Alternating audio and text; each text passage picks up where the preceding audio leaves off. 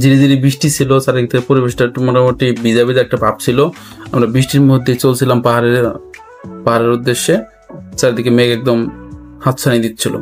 ওই পাহাড়টা আমরা উঠবো, মেঘ উঠতেছে, ধীরে ধীরে বৃষ্টি হচ্ছে। আমরা চলতেছি উপর দিকে সীতাকুণ্ড। টোটাল একটা হচ্ছে একটা মোটামুটি ইয়ার পাহাড় নাকি, সনাতন ধর্মাবলম্বী পাহাড় সব জায়গায়। হ্যাঁ, অ্যাডভেঞ্চার মানে হইতেছে পাহাড়ে ওরা কষ্ট হবো, প্রচুর কষ্ট। তাই একটু একটু সমতল আছে না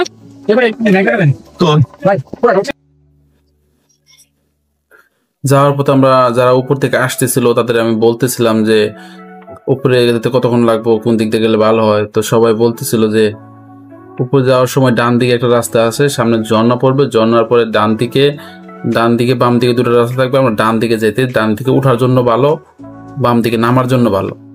তো আমরা সবার কাছ থেকে মোটামুটি এক্সপিরিয়েন্স গ্যাদার করতেছিলাম। রাস্তা মোটামুটি ভালো কাদাযুক্ত ছিল, ভালো পিচ্ছিল অবস্থা ছিল। খুব সতর্কভাবে যেতে হবে বৃষ্টির দিনে আসলে, কারণ বৃষ্টির দিনে কাদা পিচ্ছিল, যে কোনো সময় যে কোনো দুর্ঘটনা করতে পারে।